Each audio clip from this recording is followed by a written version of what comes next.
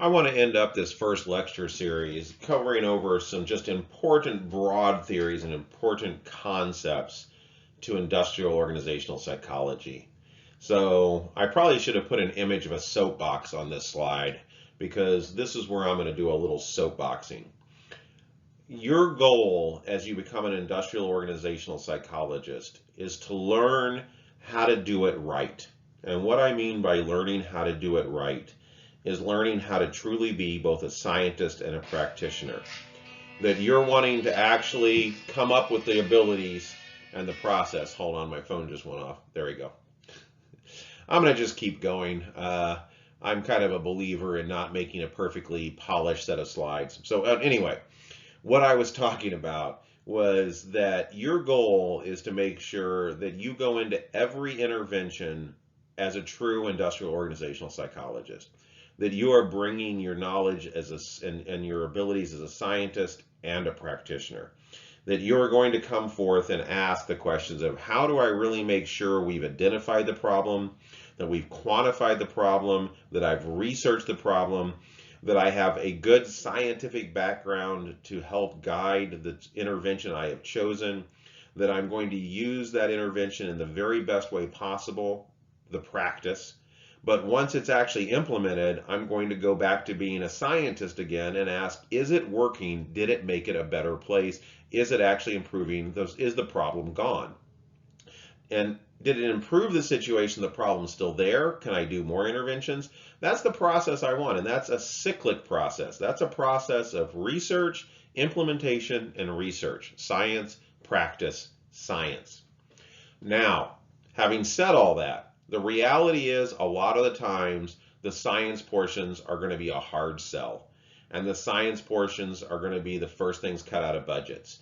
So that's kind of getting to the practice of psychology, but also the reality of working in, for the most part, capitalistic, for-profit organizations.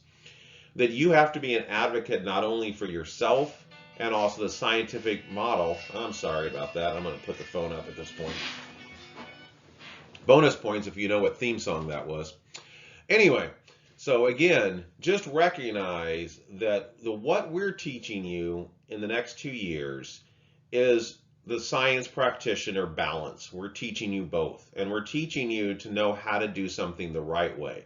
But also, you don't want to actually end up not doing any interventions, because every time you are asked to do an intervention, you insist on only doing it the right way. You need to be an advocate for the right way, but also recognize sometimes situations are not going to allow us to do it correctly. We're going to have to skip some steps. We're going to have to be happy with, well, I know how to do this better, but right now they just want a mechanic. So I'm not going to be an engineer today. I'm going to be a mechanic, but at least I'm going to be a mechanic that knows that I am just being a mechanic and that I could be something more. So that's the first thing. It's just a recognition that we're really in the business of trying to make you a science practitioner, but also make you aware of the realities of trying to be a science practitioner in organizations where practicing is more valued. The second thing I want you to think about is that engineering aspect. That in all situations, what makes you different from other people with other degrees is that you understand the word "it depends." And that's probably one of the most important parts of IO psychology. That given the data that an organization has, more often than not, that data might indicate the problem is with selection. But it depends. It really depends on this particular organization, this particular setup. And if you're just a mechanic, you're always going to go for the easy diagnostic. We're hiring people. When we hire them, half the time they leave within the first year. Must be a selection problem. Let's look at our selection. Maybe it isn't, though. Maybe it's a recruitment problem. Maybe it's a compensation problem. Maybe it's a management problem. It does depend. Generally speaking, in most organizations, especially if you're looking at more complex job skills, in other words, jobs that require a fair amount of knowledge, skills, and ability, if you aren't currently using work groups and teams will often result in an improvement in various factors. But it also, again, it depends. It's not always going to work. And a mechanic, a practitioner, doesn't ask the depends questions. They assume, given all things that they know, this is what's going to work and this is what we're going to do. As an IO psychologist, you want to ask questions. And a lot of times the questions are going to come back with the, nope, this is a selection problem and this is what we should do. But you should at least consider the alternative. You should consider whether or not you're doing what's right. Another good example of this, as far as it depends, is most organizations have found that organizational citizenship behaviors are something you want to foster. So organizational citizenship behaviors are all those little behaviors that are not required by the job, are not necessarily a part of the job analysis, but when people take part in those behaviors, it overall makes the organization better. It's a willingness to help others. It's a willingness to keep a kind of smile in the face of hard times. It's being a supportive person socially for someone that's having a tough time. It's making sure that everyone has the resources they need to do their job above and beyond your own job. So in a way, it's about doing your own job while also kind of thinking about the bigger picture. That's what organizational citizenship behaviors are about. And generally speaking, in the vast majority of organizations, if you can foster organizational citizenship behaviors, you usually find an outcome that includes increased performance and basically positive outcomes. But it depends. There are some organizations and there are some jobs that OCBs are a negative. One specifically that was found was, again, a practitioner, a mechanic, came into a deep sea fishing company. And this is one of those things that they make reality TV shows about. This was a very dangerous job involving basically fishing in small boats in very rough seas in very rough conditions. And they noticed that basically the organization said, we want to get better performance. We want to get better safety out of people. And they went, well, we know that if you increase organizational citizenship behaviors, you usually see those improvements. So they put in an intervention which actually addressed that. They basically started rewarding organizational citizenship behaviors, like helping other people out, like looking at the bigger picture, like trying to do things to make sure that other people are being supported in their jobs. The problem was that each person's job required almost 100% attention to not get hurt. They actually found that their intervention of organizational citizenship behaviors and fostering them resulted in a decrease in performance, a decrease in successful fishing, and an increase in life-threatening injuries. In other words, it didn't work for that job. That's the depends. It depends on the situation. And it's a complex thing to do. But the better you become at looking at the big picture, the better you become at asking these questions, the more likely you are going to be an engineer and not a mechanic. And that's what we're hoping to create in you. The ability to ask these questions and to be able to say, when does this not work? And what should we do in that situation? So again, big theories. Each slide is going to be a very broad theory. We just want to kind of keep in the back of our minds whenever we're conducting industrial organizational psychology. And the first one is utility theory. It's kind of a rational decision-making model. It's a mathematical approach to weighing the cost and benefits. So it forces a numeric evaluation of factors in decision-making. Basically, it looks at the tangibles and the intangibles. And what we're really talking about is what is the value we're going to gain and what is the chances of us losing or gaining from that. So in other words, what is the outcome and how much does that outcome cost? Because at a certain point, as we increase cost, we may not necessarily be getting any more value. So there's usually a flattening of the curve. So we want to identify at what point does the application of resources start to increase productivity, decrease accidents, increase profit, decrease turnover. So the tangibles are what we actually want to achieve. They're visible effects, they're utility. They are something you can easily sell to any decision maker, any owner of the company. But also recognize that at a certain point, you start to have to put more and more resources to get smaller and smaller gains. So one of the questions we want to ask whenever we're doing an intervention is, where are we on this kind of bowed chart right here? If we are currently at a fairly high losses, it's not going to take much to get those losses to reduce. But as we start reducing those losses and we start to move towards gains, it's going to take more and more effort to get better, smaller and smaller increases. So again, thinking of this model, when IO psychology first tried to apply itself to the private sector after World War I, what they were finding was they were kind of at the top of this curve. Most organizations had had massive gains for fairly small increases in resources, moving towards scientific management, industrialization. So when we came into that market and said, here's what we can do, it's like, that's a lot of resources and I don't see an improvement. But once that became stabilized, the shift, the kind of the model changed to where now the only way you can get increases is to look at other alternatives. So we want to recognize that at the end of the day, whatever assessments, whatever interventions, whatever projects or programs we're trying to implement in an organization, we need to ask, where is the current organization? How much resources is it going to take? How much is it going to cost the organization to implement this? And how noticeable will those tangible increases be?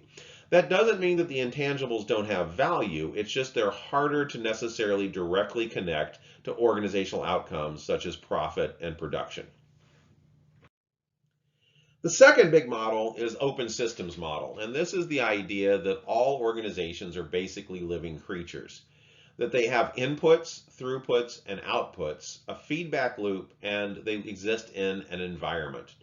The inputs are basically what it takes for the organization to actually function. Inputs can include raw materials, but it can also include new recruits, new people, new hires, new ideas, new patents, whatever it takes to make the organization work.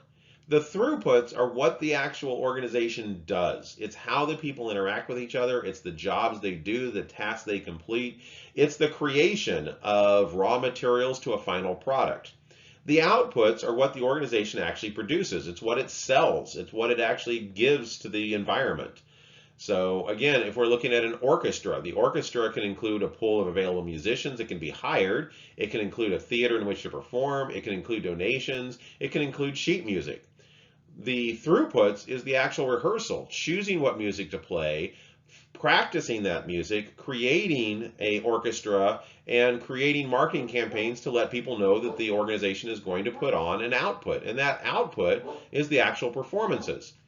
Now, the feedback loop is actually listening to the clients that are consuming the outputs to determine if we need to change what we're outputting, which may also then affect the inputs and throughputs. And finally, the environment is what actually is happening all around the organization. You can have a perfectly functional organization, great inputs, great throughputs, great output, that the environment completely destroys the system. And a good example of this was buckyballs. If you remember this, and they're still out there, they're little magnetic BBs.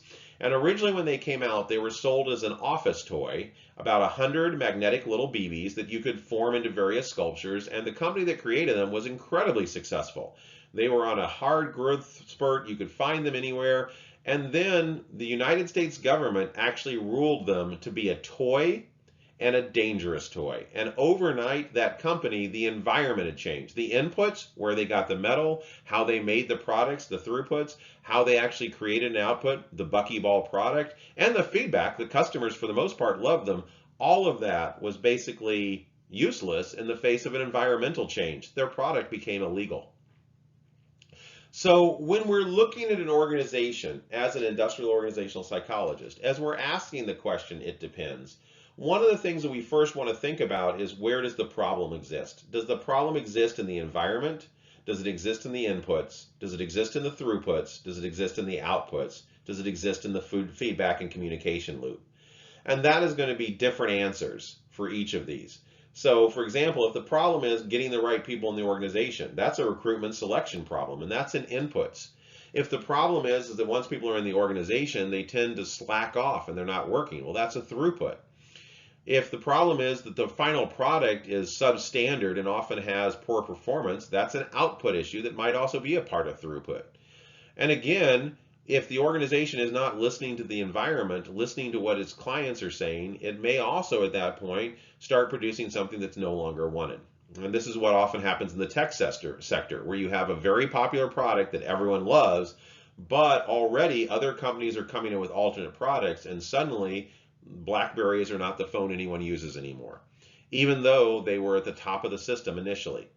So again, this is a model to help us kind of conceptualize the big picture of how an organization functions, how communication is a key part of organizational function, and how we can't ignore the environment, the clients, the culture, and the laws in which the open system of the organization exists.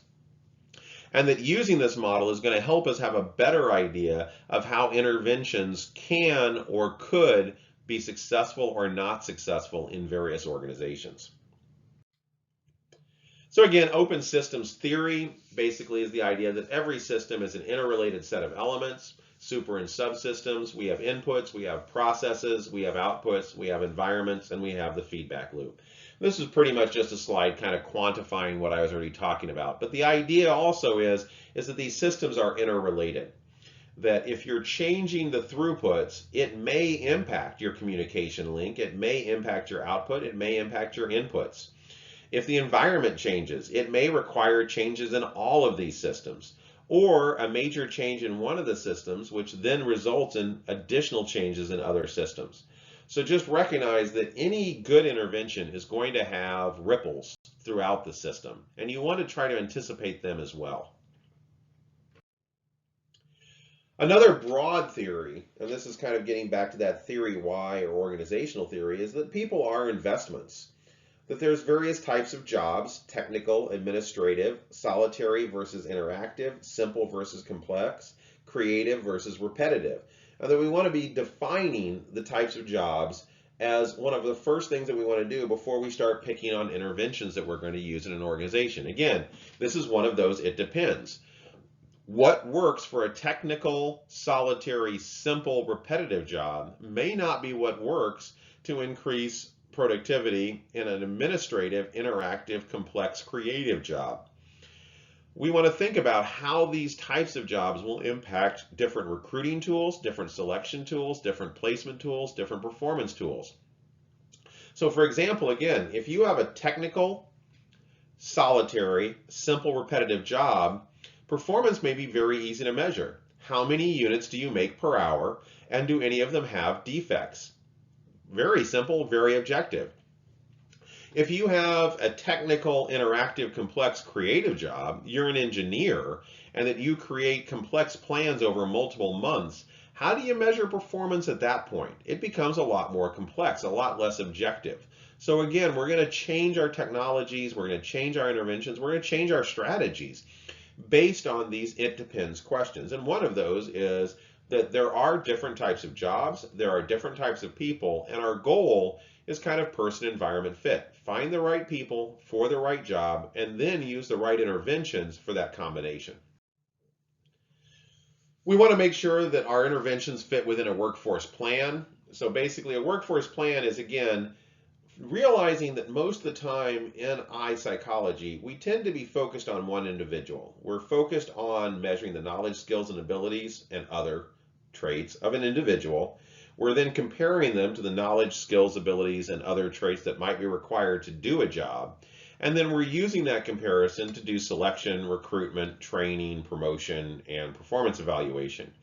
However, we also want to think about the big picture of overall within the organization, how many people have particular knowledge sets, how many people have particular skill sets, how many people have particular ability sets, and if the jobs start to change, do we have the human resources in KSAs collectively across the organization to match the needs of a changing workforce? What does the organization have internally, and what's available externally? One of the big reasons that a lot of technological manufacturing, so for example, the creation of iPhones, often does not happen in the United States, isn't just necessarily the cost of production, it's also the general workforce. A lot of these factories are needing hundreds of skilled engineers to do their work, and a lot of times in some countries, such as the United States, England, and Germany, there really isn't that many engineers that are available for hire for those jobs.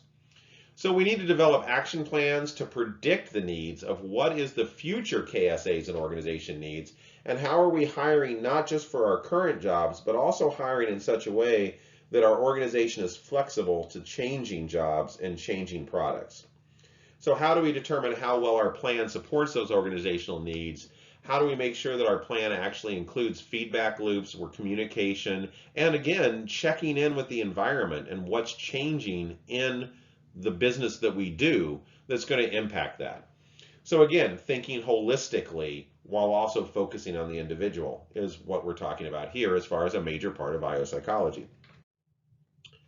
And finally, we just want to talk a little bit about the reality of selection, that psychology is not a yes-no science. Psychology is about coming up with a better than chance solution.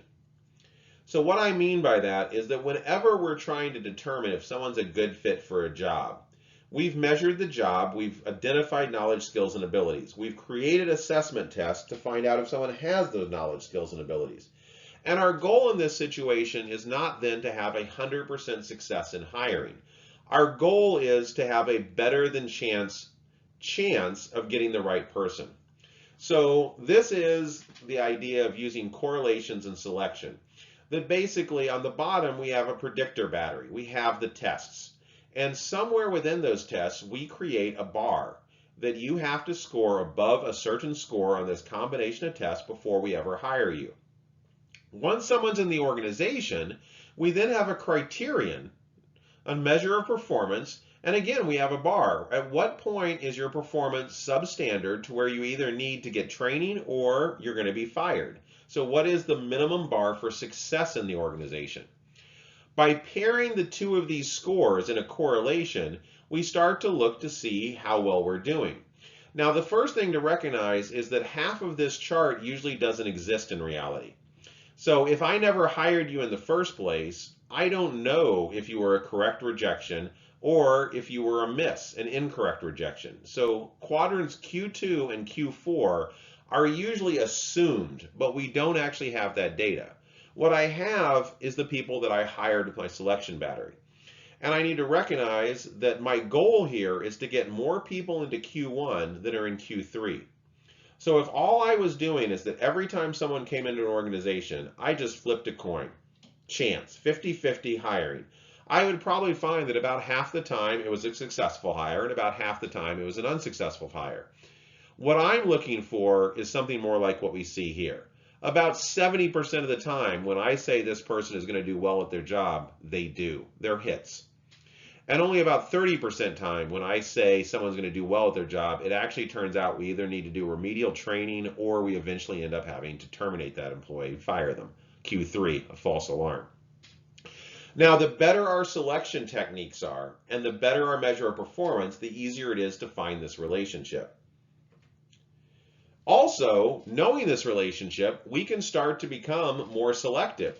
So for instance, if the environment actually tells me that I have thousands of people that can do this job, and I have thousands of people that will apply for an open job, I can choose to basically ramp up the bar on my selection battery to where I almost never get a false alarm. All I'm getting is hits. But notice what happens. A large portion of people that apply for the job are misses. Those are people that could have done equally well in the job that I rejected. So one of the things that determines whether or not we can move the bar on our prediction battery is the environment. How many people are actually out there with the skill set I need? So for instance, if I have 10 openings for an engineer and there's only 10 people that apply, selection is useless. I'm probably going to hire all 10 and hope for the best. But if I have 10 openings for an engineer and 100 people apply, I now have room to make decisions based on data, based on measurement, based on determining what is the likelihood this person would do well at the job. This selection process is also how you ended up in this program. About 40 people applied, about 10 people got offers. Those 10 people were people that rated highly on our prediction batteries. Past GPA, letters of recommendation, your personal statement, and your GRE scores. We can also choose to be incredibly fair and get no misses. The problem with this, though, is if we drop that bar, we're also going to get a lot of false alarms. Now, again, this is still better than just random chance. I'm still getting more hits than false alarms because I am also getting some correct rejections. Now, again, I don't have that data, but I can assume that in a linear relationship it is occurring. So again, we can move the bar based on the environment to help this process. Now, the final thing to kind of consider is how well the prediction batteries are actually related to our measure of performance also affects this. So if I've got a really accurate prediction battery and a really accurate measure of performance, I can probably get to where I'm rarely getting false alarms or misses. But more likely, I'm going to see something like this, where I've got an okay measure of performance, an okay prediction battery, and I can get better than chance, but I'm still going to get a fair amount of false alarms. I'm going to still hire people I probably shouldn't have. And finally, if there's no relationship between our prediction battery and actual performance in the organization, then again, that prediction battery is useless. I might as well be flipping a coin. Now, again, a part of this, it depends. If you're brought in as an IO psychologist to help with selection measures, one of the things you want to be asking is, where are they currently? How accurate is their predictor battery, what they use to hire, compared to their actual measure of performance? And it may be that you don't need to change the prediction battery. It may be you find that their measure of performance is very poor, and that needs to be improved. So again, how you fix problems really depends on the situation. So let's just wrap up with what does IO psychologists look like today. In 2016, IO psychology was what's considered to be a gender neutral profession. It's about 50-50 women versus men. Now, there is a greater percentage of women in the academic scientist roles and a greater percentage of men in the practitioner roles, but even those numbers are starting to even out. It is a well-paid field and it is a successful field. PhDs in IO psychology typically make a little bit over $100,000 at their starting level entry. And within 5 years of their career, have usually seen at least 1 or 2 promotions. A master's in IO psychology, typically entry level, is between 40 to 200,000, with a median of about 89 to 84,000 starting value. Now, that also is very dependent on where you live. There's a lot of IO psychologists in major cities. In fact, IO psychology probably has one of its strongest points in actually New York City, where the cost of living is extremely high. To be honest, here in the St. Louis area, you're probably looking at starting salaries between 35 and 45,000 for a master's in IO psychology, and you're probably going to find similar figures in most mid-level cities and regions in the area. IO psychologists in academia also usually make less than in practitioners. So again, an IO in IO psychology is probably going to make 50 to 70,000 starting figures, compared to more close to 100,000 if they went into private sector. The highest fields are consulting, biomechanical, and the lowest paying fields are education and nonprofit. So that kind of just gives you a general feel for what you make as an IO psychologist. Where do IO psychologists work? About 5% work for the public, and the vast majority of those are actually for the federal government in the Office of Personnel Management. About 30% are in consulting, either working within a consulting company or in private consulting. About 35% are academic, but that's a little bit of a misnomer because most academics also do consulting on the side. I myself have my own consulting company that usually takes on 2 to 3 contracts per year. So I would honestly put myself kind of in both the blue and the yellow. And then 30% are actually in private organizations. Now, let's look at the blue and the red. Consulting, 30%, versus private organizations, 30%. That's the same work. It's just whether you are external from the organization, either as a private consultant or a part of a consulting group that is then outsourcing work from organizations to IO psychology, or the red, you are doing the same work, but you actually only work for one company. You're internal, but still effectively functioning as an industrial organizational consultant. It's just that you work within the organization and only for that organization. So hopefully that kind of gives you a broad feel for IO psychology, what we're going to be talking about in this class, where we've come from historically, and kind of where the field is today. If you have any questions, remember there is a discussion board for every one of these lectures. Definitely use that. And the reason to use that is so that you're sharing your questions with your fellow students, and that they'll also then be able to see my answers to those questions. If you do have some private questions, feel free to reach out, and I'll be more than willing to set up a Zoom meeting and in person when I am on campus, or we can exchange information via email.